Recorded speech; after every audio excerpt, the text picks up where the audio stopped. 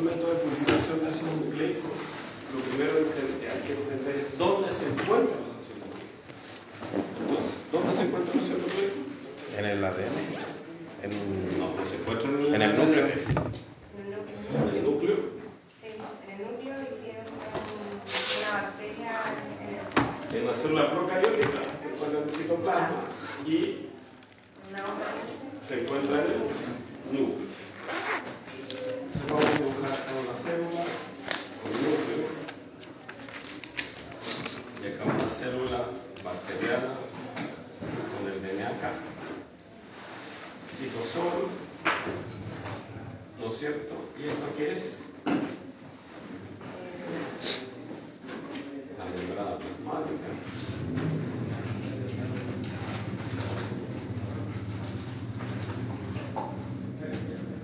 Y en el caso algunas, dependiendo de las células, si son vegetales, sobre esto hay una estructura que es una pared. Una pared, si fuese una célula vegetal o un hongo. Y en el caso de las bacterias también existe una pared, que va a depender si es gram positiva o gram negativa, la característica de la pared. ¿Ya? Entonces, purificar, ¿qué significa? Sinónimos de purificar. Separar, aislar. Separar, aislar. ¿Y qué significa separar y aislar?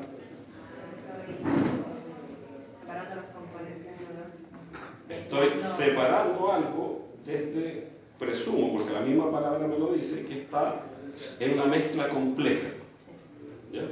Entonces, esa mezcla compleja, ¿por qué está compuesta? O sea, el DNA en una célula está acompañado de ¿qué? De proteínas. Proteínas. ¿Qué otra cosa? Lípidos. ¿Qué otra cosa? Carbohidratos.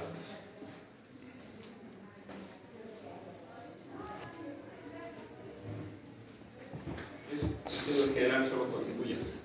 Y dentro del pero el DNA está acompañado también de otro ácido nucleico. ¿Cuál es? El DNA está acompañado de otro ácido nucleico. ¿Cuál es ese otro ácido nucleico? El RNA. Entonces, purificar presupone separar el DNA de todos estos otros componentes. Y la pureza es algo que se mide y se cuantifica. Tiene distintos grados, un porcentaje de pureza. ¿Cómo podríamos definir un porcentaje de pureza? Tremenda gente contaminante hay. Ya, pero ¿cómo se definiría? Tengo un 99% puro. ¿Qué significa? Solamente tengo el material que quiero tener. Por ejemplo, un ADN que no esté contaminado con proteínas. Pero eso sería el 100%. Yo te estoy preguntando, ¿qué significa algo que está 99% puro? Que tiene un 1% de otra estructura.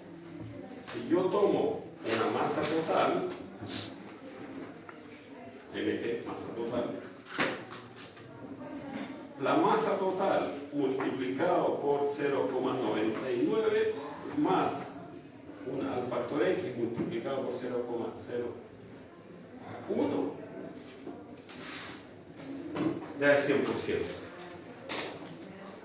¿Qué significa eso?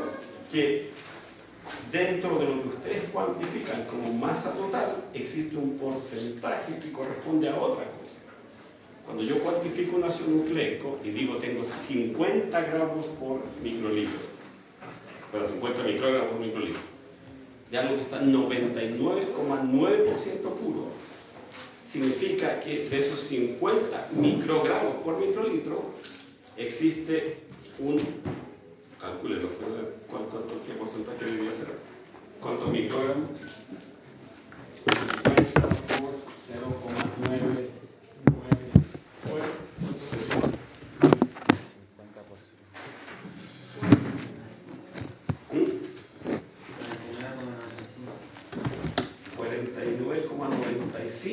microgramos realmente corresponden al DNA. ¿Ya? Eso es lo que tengan en consideración entonces la cuantificación con la pureza. Por eso, mientras menos puro, significa que menor cantidad efectiva de ácido nucleico tiene, o de proteína. Mal borrado.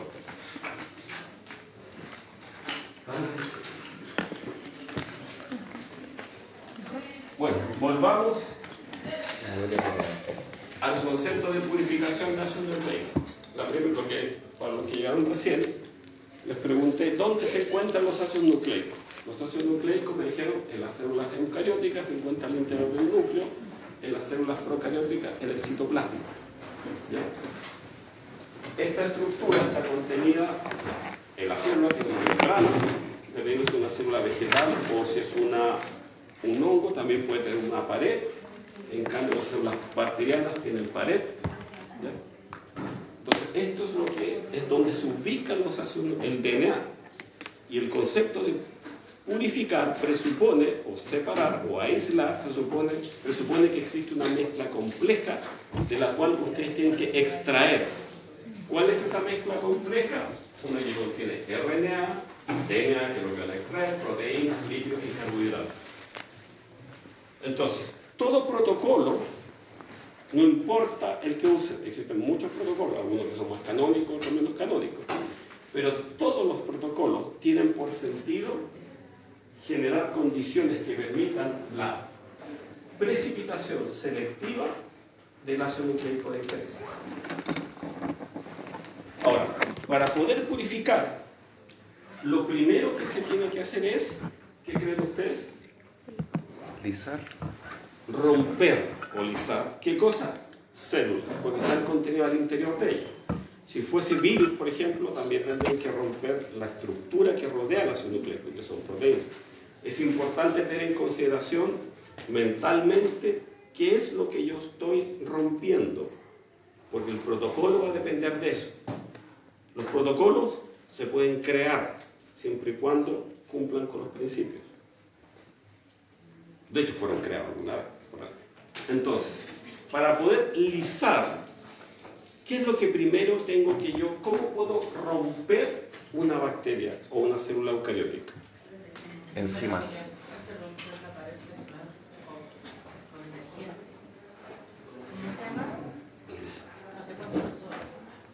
Escuché varias respuestas, todas ellas válidas. ¿Por qué? Pero equivocadas a la vez.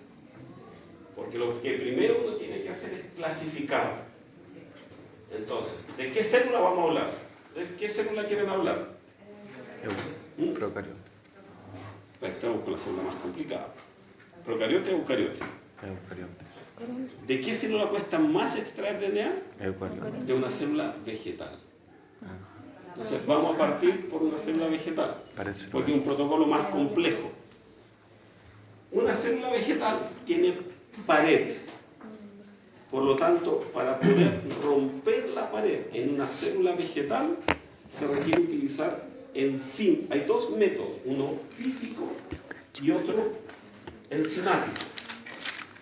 El uso de enzimas, ¿como qué? ¿Qué enzima podría utilizar para romper una célula vegetal? Una celulasa. Celulasas.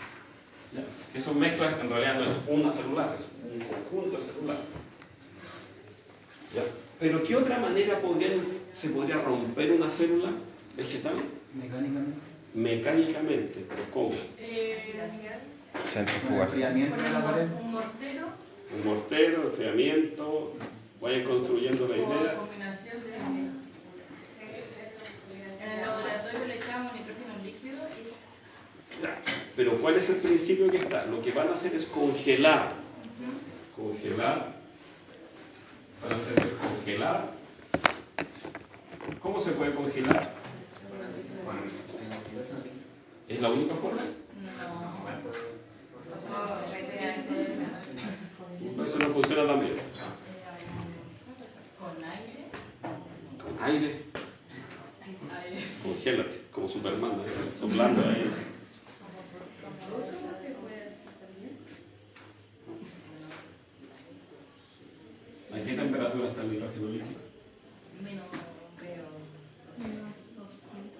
Menos 100, 180. 180, no sé. Sí. Eso como es. ¿Y qué otra manera alternativa hay de congelar? Ustedes son muy jóvenes. Pero cuando los chocopanderos vendían chocopanda, ¿cómo mantenían frío los chocopandas? En un cooler de Plumavit. Sí, pero al interior del cooler. Yo lo desafío para allá con un cooler de Plumavit por el centro de Santiago. ¿Con hielo y sal?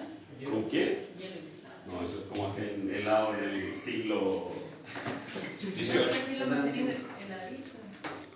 No, tecnología. El chocopandero no ocupaba tecnología.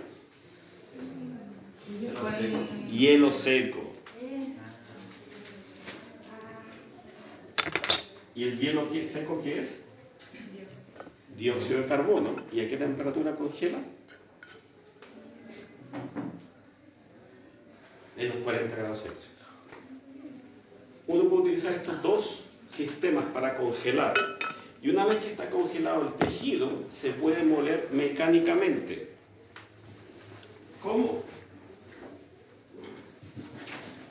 Puede ser un mortero. ¿Qué otra manera podría ser?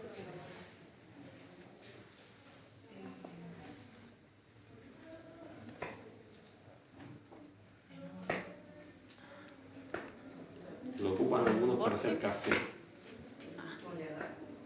Un blend, lo ingleses llaman un blender, pero no es un molinillo.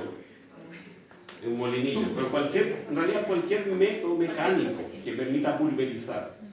Puede ser un molinillo de café, puede ser un mortero, lo que sea. Lo importante es que permita fraccionar.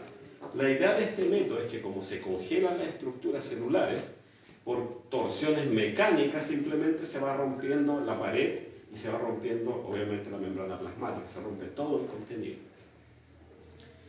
Luego que se realiza la ruptura, ¿cuál es el paso siguiente? Que tengo que hacer rápidamente porque ahí se rompieron todos los componentes y se empiezan a liberar proteínas. ¿Y qué proteínas Nucleasas. son nocivas para mi proceso? Las nucleasas, tanto de DNA como de RNA, dependiendo de lo que yo quisiera. Entonces, ¿qué es lo que tengo que hacer? Suspender, no aumentar, suspender este polvo congelado en un buffer. Un buffer que tiene componentes que inhiban la acción de las nucleasas. Suspender en buffer. ¿Y cuáles son esos componentes que inhiben la acción de las nucleasas?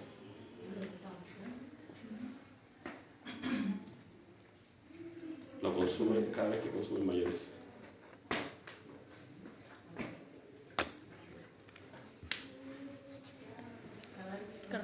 ¿Uno tiene?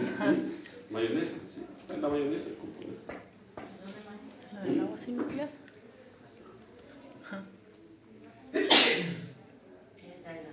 EDTA. EDTA es etilenglicano tetracético, es un compuesto que tiene la capacidad de quelar un ion, el ion magnesio. Y el ion magnesio es el cofactor enzimático de las nucleasas. Es decir, una nucleasa necesita magnesio para romper el DNA o el RNA. Si yo retiro el magnesio, la enzima no puede funcionar. Por lo tanto, si mi buffer contiene DTA, las nucleasas, aun cuando estén liberadas, no van a poder funcionar. ¿Qué concentración de DTA? 1 milimolar, más o menos. Sí, pero puede ser variable, puede ser 5 milimolar. En general, hacia arriba no hay mayor problema. 5 milimolar, 10 milimolar, 1 milimolar. Pero si es mucho más bajo, obviamente no va a haber acción. ¿Qué otro componente debe tener este buffer?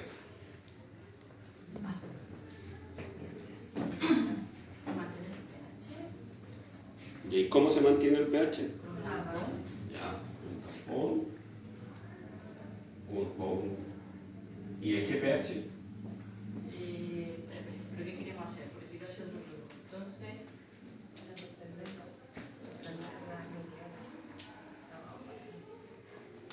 ¿Qué pH?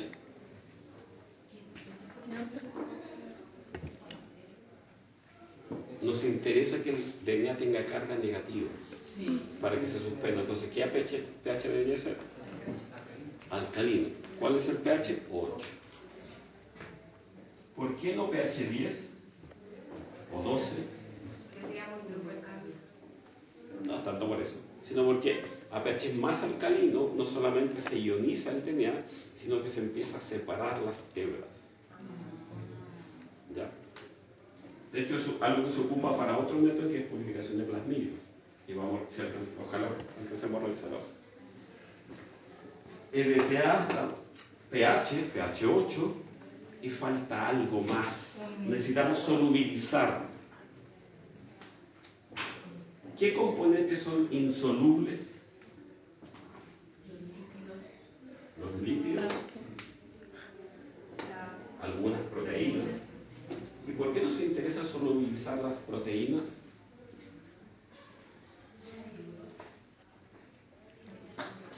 Para separarlos.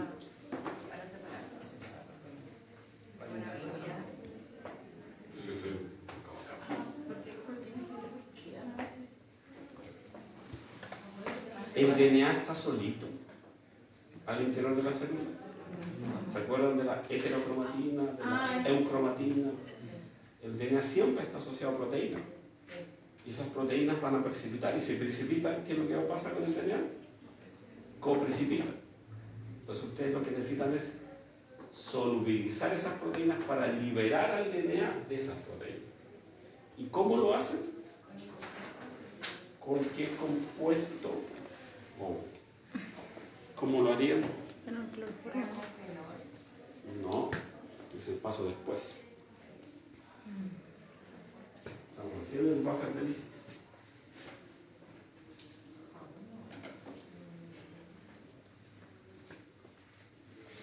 ¿Qué se utiliza para poder solubilizar proteínas? También está presente en un producto que ocupa todos los días. Si es que se lava el pelo todos los días. O si es que se lava las manos todos los días. El jabón líquido no es jabón. El jabón de glicerina tampoco es jabón.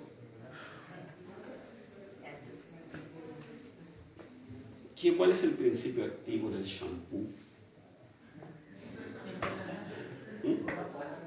Respectero. El del lavalosa, que es el mismo, por lo demás. El cuello, que solubiliza proteína. ¿Tiene que ver con las micelas? Sí, tiene que ver con las micelas. Pero ¿cuál es el nombre del compuesto? Para que lo lleguen a revisar cuando laven la losa, o se laven el pelo, o se lavan las manos. ¿Cero?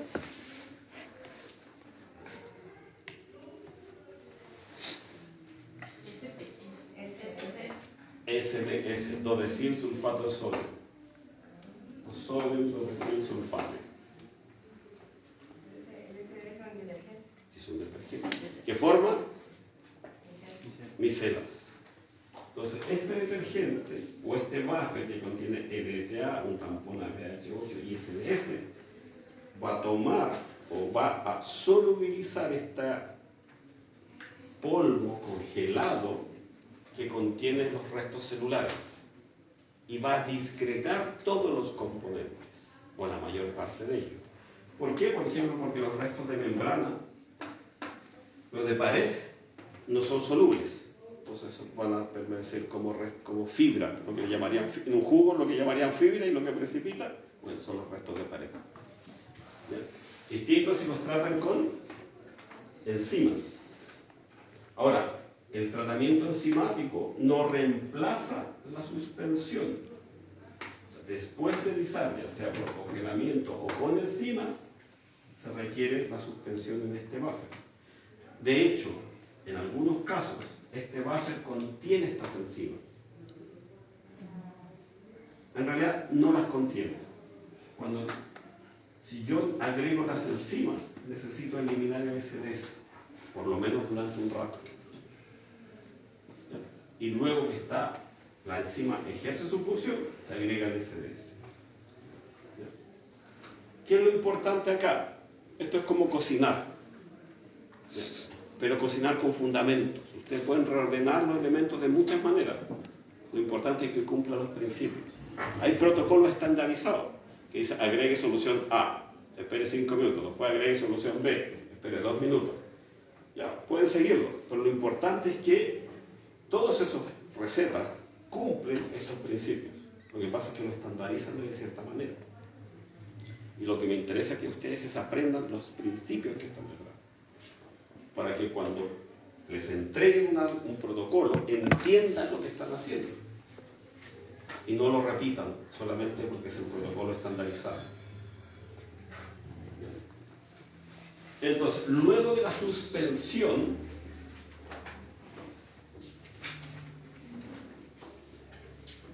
¿qué es lo que viene? El proceso de... Sí, con el centrifugado pueden separar los residuos sólidos, pero podría ser opcional. Viene el proceso de separación como tal. Hasta ahora lo que han hecho es romper y solubilizar, pero tienen que separar. Y tienen que, en esta mezcla existe RNA, DNA, proteínas, lípidos, carbohidratos. Habitualmente los carbohidratos son insolubles. Son los polímeros como celulosa, por lo tanto van a quedar en la solución. Hay ciertos, por ejemplo, cuando se aísla DNA de plantas, se ocupan ciertos detergentes distintos al SS, como el CETAP, que lo que hacen es insolubilizar aún más los carbohidratos, por lo tanto precipitan. El DNA y las proteínas permanecen en solución y los carbohidratos precipitan. Y ahí hay que hacer un paso de separación. Pero bueno, entonces, ¿cuál es el primer paso? Separar el DNA de proteínas y lípidos. Para eso, el protocolo más clásico es el fenol.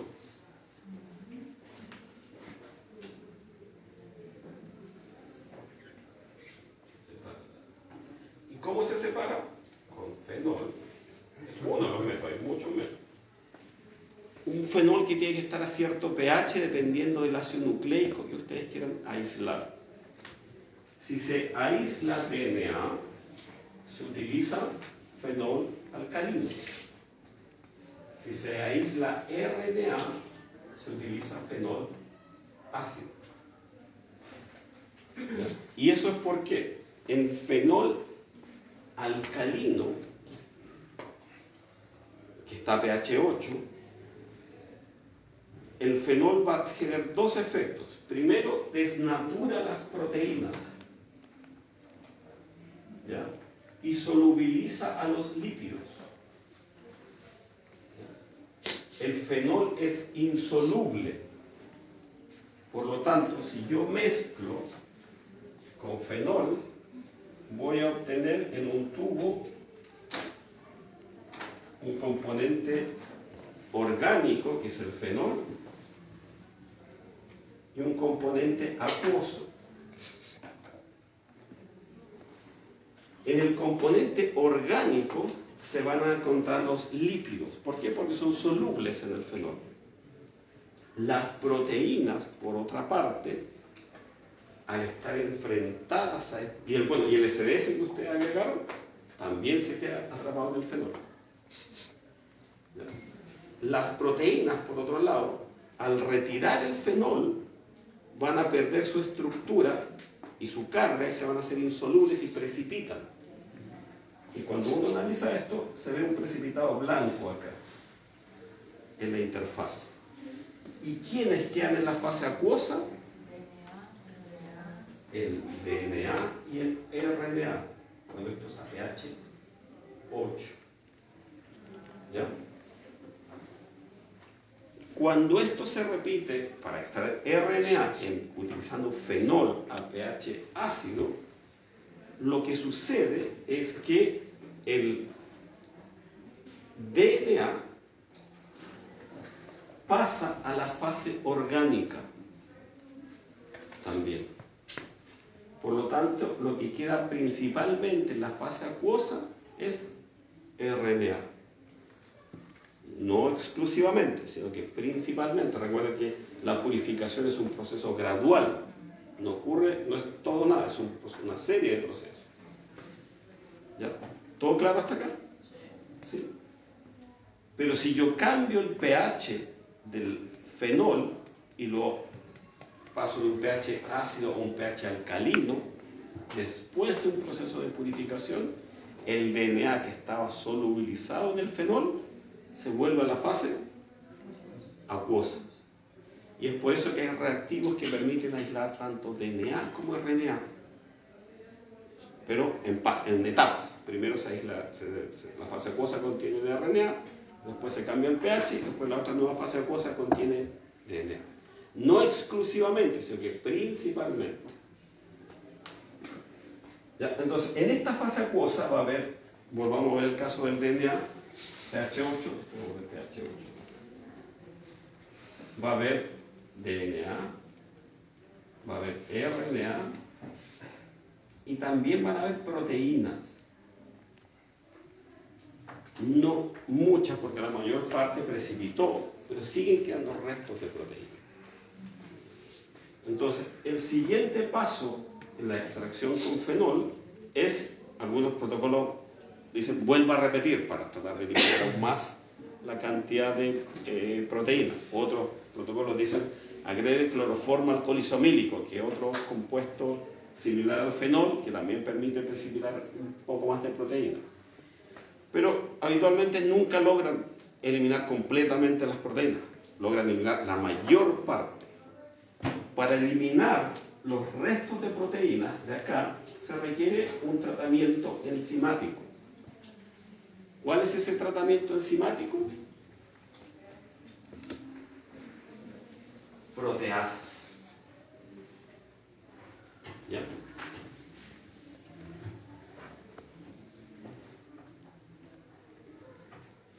Y la proteasa va a degradar principalmente la proteína. Como es una enzima, se requiere cantidades muy pequeñas para poder hacer esta acción.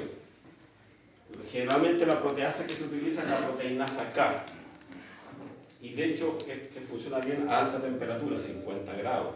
Aunque puede funcionar a 37 a temperatura ambiente. Entonces, el tratamiento con proteinasa K elimina los restos de proteína. Pero la proteinasa K también es una proteína. Entonces, para eliminar la proteinasa K, ¿qué es lo que se podría hacer? Cambiar. ¿Cambiar qué? Nuevamente el pH. pH aquí no tiene tiempo. El pH era para DNA, RNA. Estamos hablando de proteínas.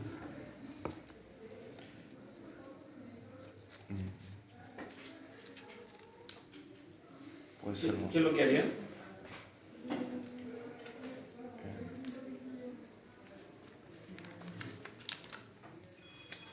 Vuelve a repetir la extracción con fenol. Y así va a precipitar la proteinasa que agregó. ¿Ya?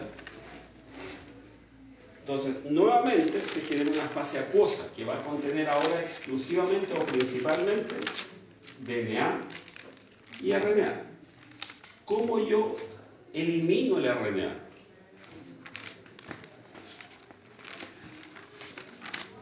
Con otro tratamiento enzimático. ¿Qué enzima agregarían?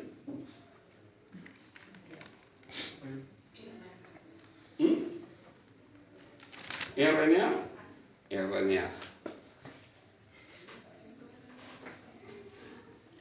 Y las RNasas son enzimas muy resistentes. Entonces, el profesor dice, pero si la solución tiene DTA, no importa. La RNasa puede funcionar con menos eficiencia, pero funciona en ausencia de magnesio.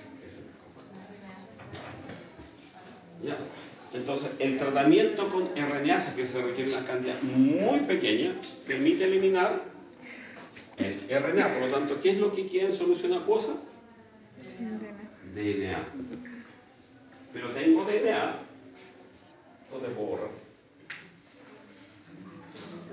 ¿Dónde borro? Voy a borrar acá la célula.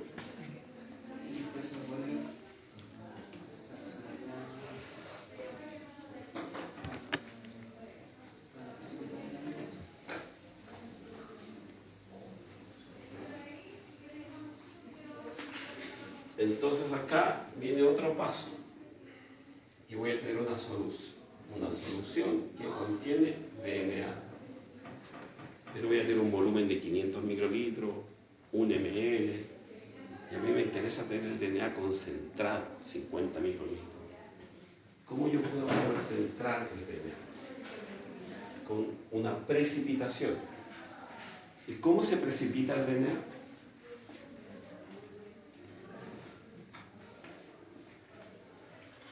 El DNA, ¿qué significa DNA o ADN? Desoxirribonucleico. Ácido. Los ácidos forman, el ácido clorhídrico forma iones, pero también forman sales.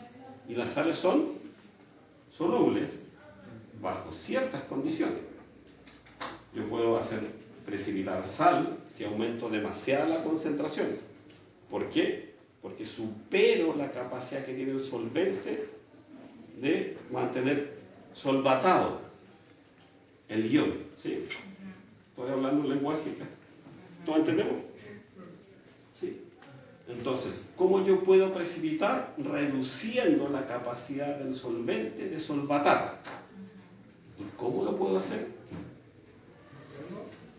Agregando un ion o un contraion, o sea, aumentando la cantidad del contraion para poder aumentar la cantidad de sales. Eso puede ser sodio, generalmente acetato de sodio, pH 5. ¿Ya? Y para reducir la capacidad de solvatar, se requiere mezclar con un compuesto que sea soluble en agua, pero que tenga una constante dieléctrica menor. ¿Se acuerda el concepto de la constante dieléctrica? El dipolo que se forma en la molécula de agua, la diferencia entre carga eléctrica que hay entre... Bueno, ¿qué compuestos son esos? Alcoholes. Entonces yo puedo mezclarlo con un alcohol que ustedes nunca han conocido, el etanol, o isopropanol. ¿Dónde entra en contacto isopropanol? ¿Con qué? Bueno, ya sí está bien, pero ¿con qué? ¿Dónde está presente?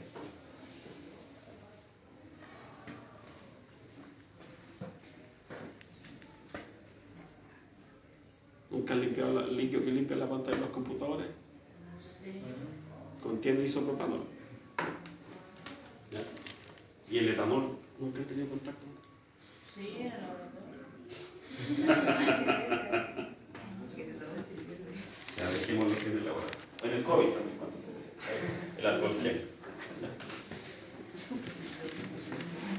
Bueno, ¿cuánto volumen se requiere agregar? Eso va a depender de la constante dieléctrica. Mientras menor sea la constante, menor será el volumen necesario, porque se requiere menor cantidad de alcohol para poder reducir la capacidad solvatante. Para etanol, generalmente se ocupan 2 volúmenes. ¿Qué significa? Que si yo acá tengo 500 microlitros, necesito agregar 1 ml de etanol 95%. ¿Ya? Pero para isopropanol yo requiero 0,6 volúmenes. Es decir, 500 por 0,6, ¿cuánto es?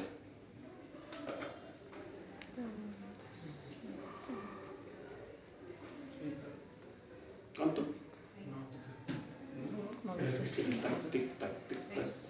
30. ¿Son 500 por cierto? Sí. Es 300. 300 microlitros. ¿Me fijas? Mientras con etanol yo necesito agregar 1 ml, siendo mi volumen final aproximadamente 1500 mililitros, si fuese 500 el volumen inicial, con isopropanol necesito agregar solo 300, siendo mi volumen final 800. ¿Ya? Cualquiera de los dos se puede utilizar. Sin embargo, ¿quién es mejor agente precipitante? El isopropanol. Es decir, yo puedo precipitar DNA o RNA, porque sirve para ambos, que está a muy baja concentración utilizando isopropanol. Pero también puedo precipitar posibles contaminantes. El etanol no es tan buen agente precipitante, pero es mucho más selectivo. ¿Cuál de los dos funciona bien? Va a depender en realidad los dos funcionan. Después de esto se requiere, cuando precipita, se centrifuga. ¿A qué velocidad se centrifuga? 13.000 revoluciones por minuto. Y en frío. ¿Por qué? Porque ustedes quieren que las sales permanezcan precipitadas y no se suspendan. Y la solubilidad de una sal es proporcional a la temperatura.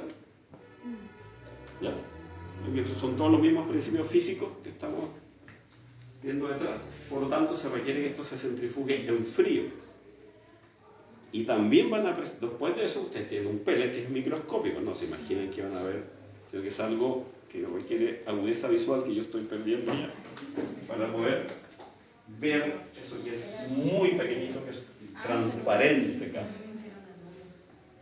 ¿Ya? Es algo que requiere un ojo entrenado. Yo lo veía como una lupa. Sí, hay gente que lo ve como una... Hay gente que dice que ve la doble hebra, pero... pero cada uno lo ve con los ojos que pretende. Para mí solamente es como... Bueno, luego de eso se requiere, como tiene sales, por la coprecipitación, se requiere eliminar esas sales. ¿Cómo se eliminan? Lavando el pellet con una solución de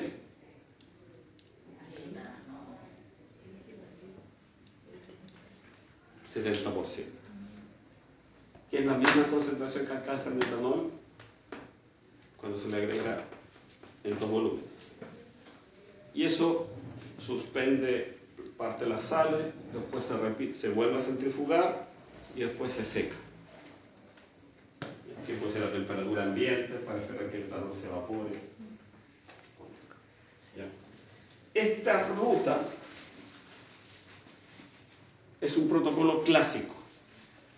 A este protocolo ustedes convergen en distintos puntos dependiendo del tipo de célula.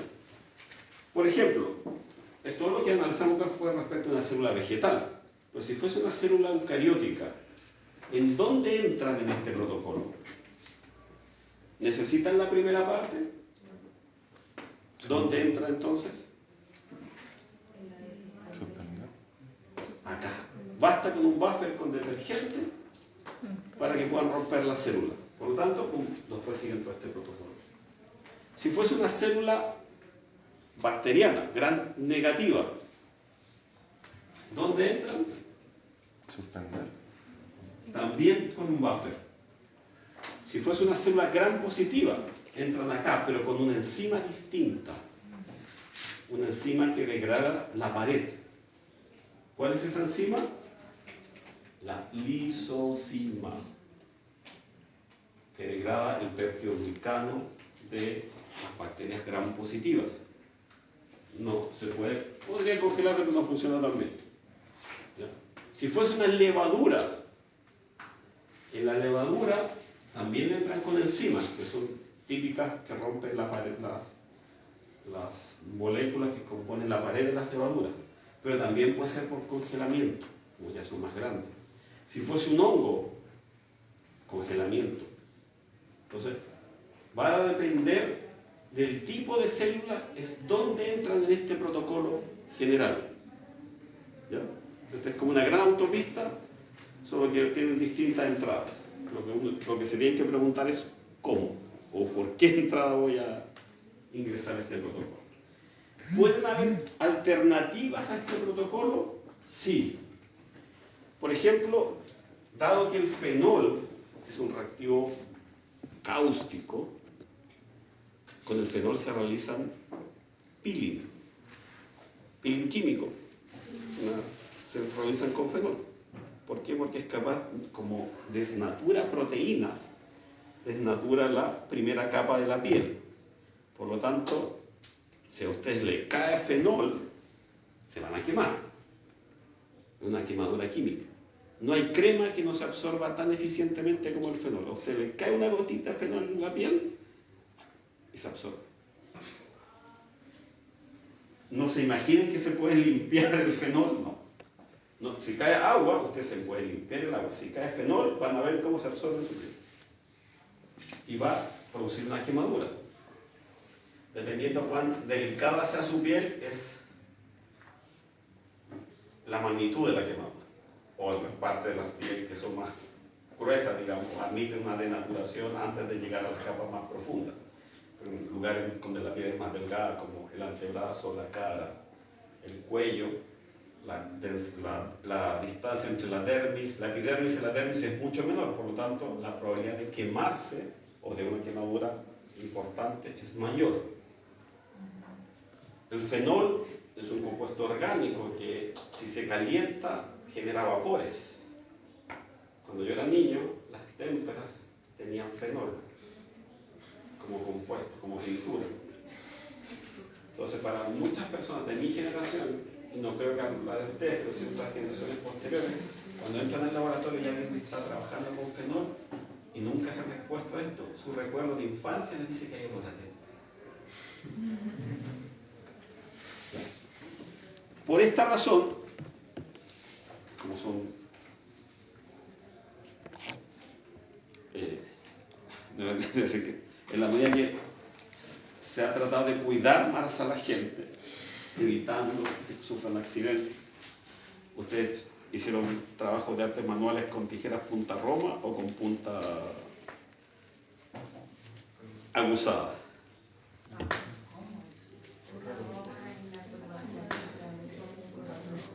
Punta roma, ¿no es cierto? Antes los niños de 20 años atrás de su generación utilizaban punta o cortacartón o compases. También hay compases con punta roma, pero antes los compases tenían una punta muy afinada. Y hay guerras de compases. ¿O no? ¿Nunca sufrieron una guerra de compases? ¿Fue apuñalado por su compañero con un compás? No. O cuando yo era niño también, parte de los materiales de artes plásticas era el neopren con silón, o sea, todo el mismo reactivo que deja efectos sobre sus neuronas. Bueno, se han desarrollado protocolos alternativos sin fenol y que ocupan una propiedad. Después la vamos a analizar en más detalle. Cuando yo agrego SDS, se forman unas micelas que solubilizan las proteínas. ¿Ya? Principalmente las proteínas. ¿Ya? El SDS, ¿se acuerdan del concepto de concentración micelar crítica? Sí. Es la máxima concentración que adquiere el detergente o el compuesto que forma micela antes de precipitar. Bueno, la concentración micelar crítica depende del contrayono. ¿Ya?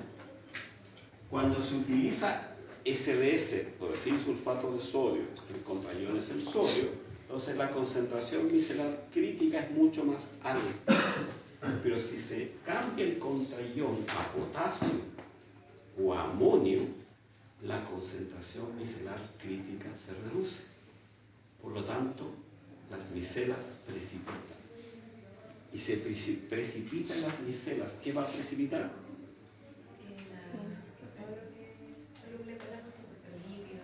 Lípidos y proteínas, dejando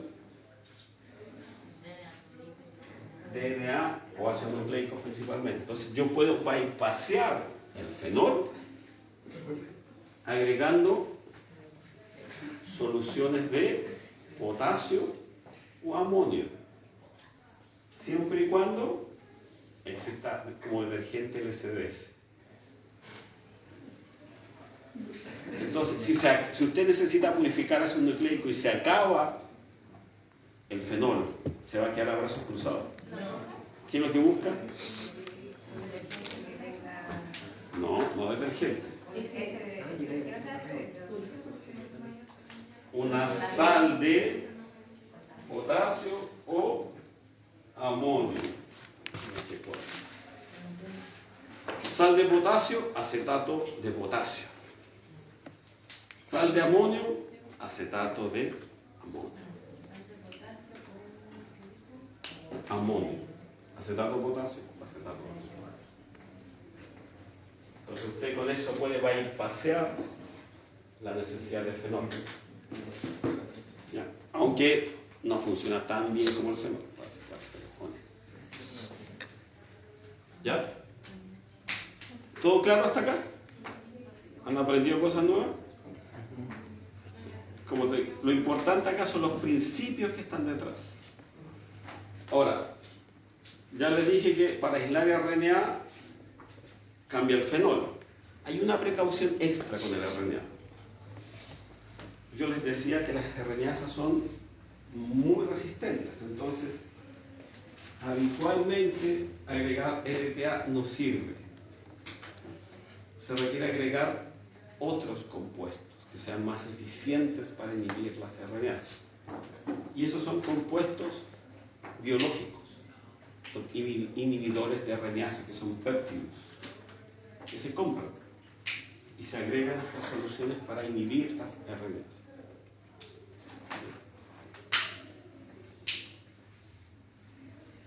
Ahora, un DNA diferente, todo esto es para funcionar para aislar el DNA en términos generales, o sea, cualquier tipo de DNA o de RNA.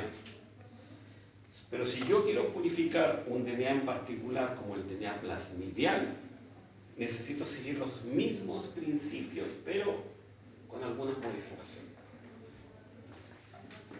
¿Qué puedo borrar?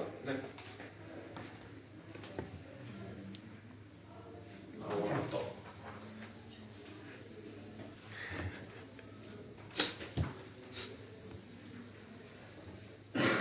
Tan divino.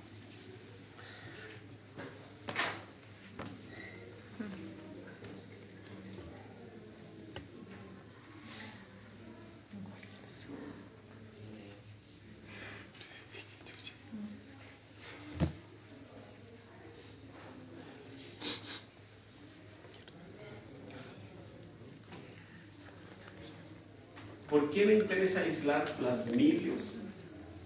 Porque los plasmidios son potenciales vectores o vectores para clonamiento.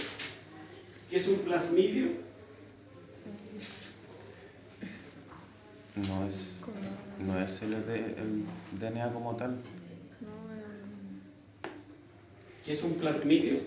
Tiene genes específicos para ciertas cosas, como antibióticos. Con un tipo de RNA. Pero pula su definición. Usted me dijo, pero no es DNA como tal. Esa definición está errada. O le falta una palabra.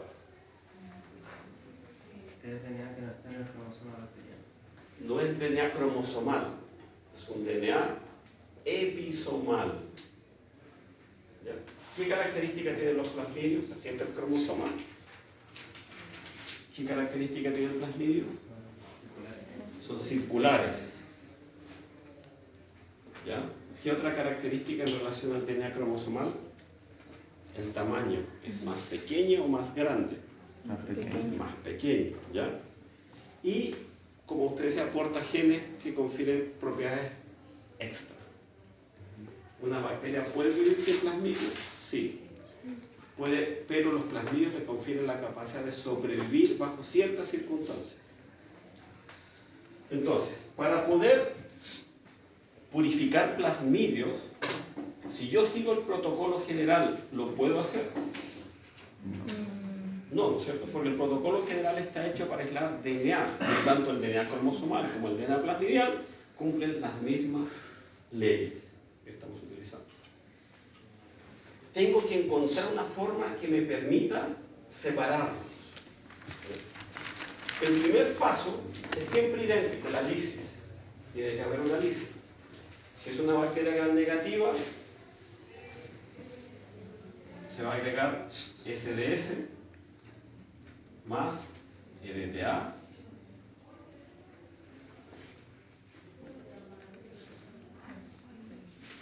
¿sí? Y si es una bacteria gram positiva, se tiene que agregar además lisocima. ¿Sí? Hasta eso produce la lisis completa, DNA y RNA. O sea, perdón, y libera tanto el DNA plasmidial como el DNA cromosomal. En el segundo paso es donde se produce la diferencia. El protocolo razona de la siguiente manera. Si yo agrego hidróxido de sodio,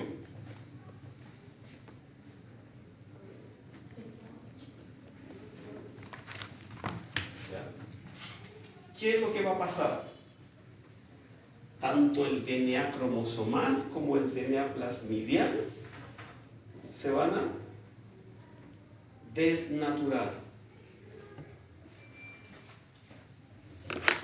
¿Qué concentración tiene eso? 0,2 normal.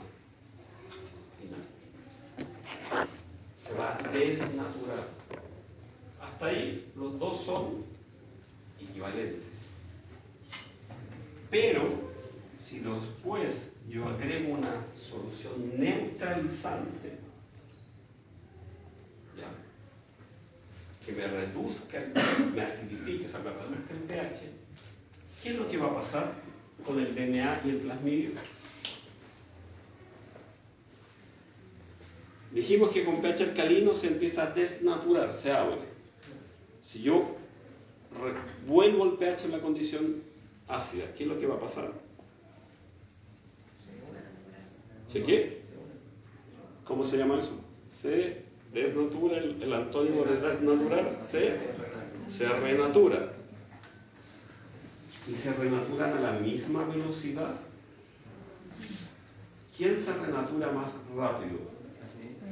El plasmidio. ¿Ya? ¿Por qué? Porque tiene un tamaño menor. Esto no se puede hacer con calor. En vez de tanta solución. Sí, pero yo creo que es menos controlable con calor. Entonces, si hay SDS y si el DNA, el SDS, ¿a qué va a estar unido?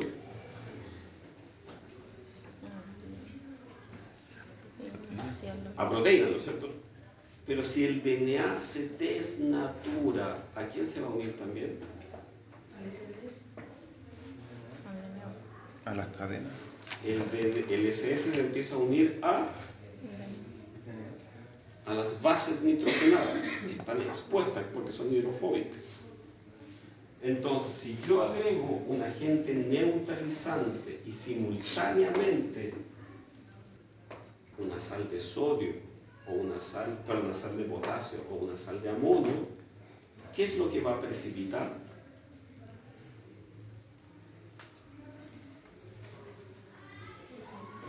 El DNA. El DNA, ¿cuál de los dos DNA? Cromosomal. Cromosomal. Y El R. Y las proteínas. las proteínas. ¿Y qué va a quedar en solución? El DNA El DNA plasmidial. Entonces, si yo agrego aquí después sal de amonio o potasio, más un buffer neutralizante, lo que va a precipitar es el DNA cromosomal y lo que va a quedar en solución es el DNA plasmidial. Entonces yo lo que tengo que hacer después es centrifugar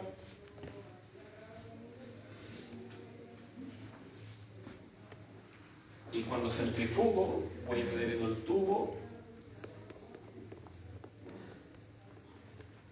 precipitado, aquí va a estar el DNA cromosomal y proteínas.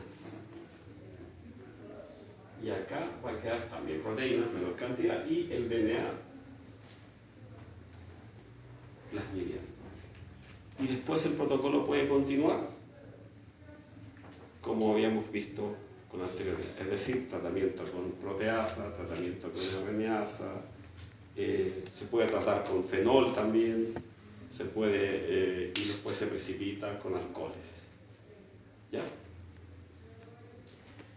Este método se conoce con el nombre de lisis alcalina. ¿Ya? Y cuando ustedes porque probablemente lo utilizaron en un práctico el semestre pasado, ¿purificaron plasmidio? No, plasmidio no, pero DNA, RNA. ¿DNA total? Sí. DNA total. Ese es RNA. Entonces, este método se basa en 3 soluciones. Yo lo expliqué acá los principios generales, ahora les voy a explicar de qué se trata el método como tal. La primera solución, o la solución 1, contiene, que es la de la suspensión, el tampón generalmente es tris, pH 8, glucosa y EDTA.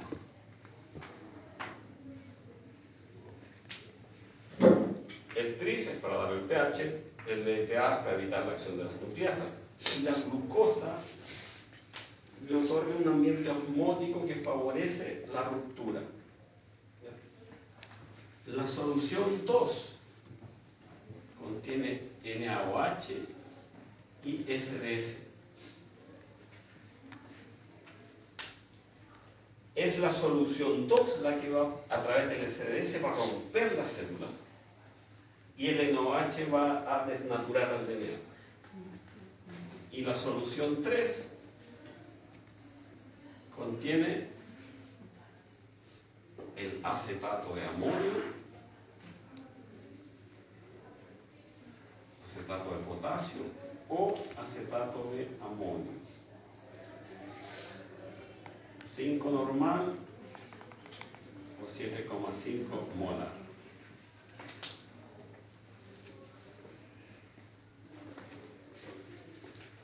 Hay volúmenes predeterminados. Aquí yo no he entrado en los detalles de los volúmenes, cuánto se utiliza de cada uno. Estoy entrando en el principio de las soluciones. Eso es lo que está detrás. Por ejemplo, si realizan este protocolo y después analizan los ácidos nucleicos y ven que además de plasmidio hay restos de DNA cromosomal, ¿qué es lo que está fallando? Concentración.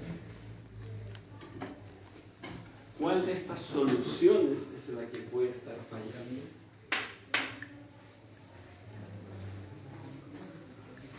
La 3. ¿La 3? ¿Por qué?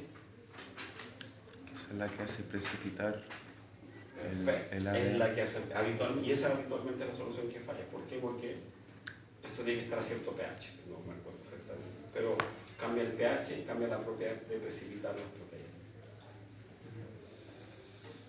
¿Ya? Entonces, lo importante que, nuevamente recalco, es que conozcan los principios químicos que están detrás, para que entiendan lo que está pasando. ¿Y para qué necesitan entender? Para que no repitan. ¿Y cuándo es importante no repetir? Cuando aparecen los problemas. ¿Cuándo usted se acuerda que necesita saber de mecánica? ¿A qué de ustedes maneja, conduce? ¿Sabe mecánica? ¿Qué tipo de materia? Se echa a perder el auto. No, me refiero a mecánica automática, de la que le serviría si se queda parado en la mitad de la autopista al norte a las 11 de la noche. Sí, cambiar una rueda. sabe cambiar una rueda. Pero si hay una falla eléctrica, no tiene idea. como es. Bueno, ahí usted se empezaría a preguntar por qué no aprendí de electricidad automotriz. ¿Por qué? ¿Cuándo se acuerda? Cuando falla. Cuando uno realiza un protocolo, de la misma manera que cuando uno conduce un auto y el auto siempre funciona, nunca se va a preocupar de los principios que están detrás. Pero un auto falla menos que un protocolo. Entonces, habitualmente siempre aparecen problemas. Y para usted poder encontrar solución al problema, necesita entender lo que está detrás. ¿Por qué? Porque las soluciones se echan a perder, se contaminan con microorganismos y cambia el pH, y eso hace que su protocolo no funcione. Entonces, para lograr entender y para que se forme una persona que sea obsesiva, compulsiva con el manejo de sus soluciones y que le guste que la solución esté transparente, que nadie más la toque. ¿Por qué? Porque usted solamente confía en usted para tratar, para abrir los frascos y cerrar los frascos, porque comprende todos estos principios. Y solo va a confiar en la persona que usted le enseñó a manejar de la manera que usted confía, porque usted maneja estos principios.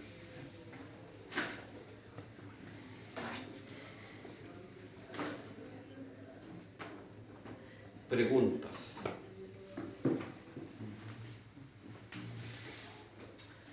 A ver, ¿qué podríamos... ¿Cuánto me queda de clase? 20 minutos. Podemos, respecto a hablar sobre purificación de los RNA. Existen varios tipos de RNA, RNA mensajero, RNA ribosomales, vamos a llamar RNA total, la mezcla de ambos. Los RNA mensajeros en las células eucarióticas tienen una característica, están modificados post-transcripcionalmente. ¿Qué modificación post-transcripcional poseen? Una cola de poliadenina. Una cola de poliadenina y CAPI en su 0,5'. La cola de poliadenina se puede utilizar para purificar selectivamente. ¿Cómo? Utilizando hibridación. Es decir, se puede generar una especie de columna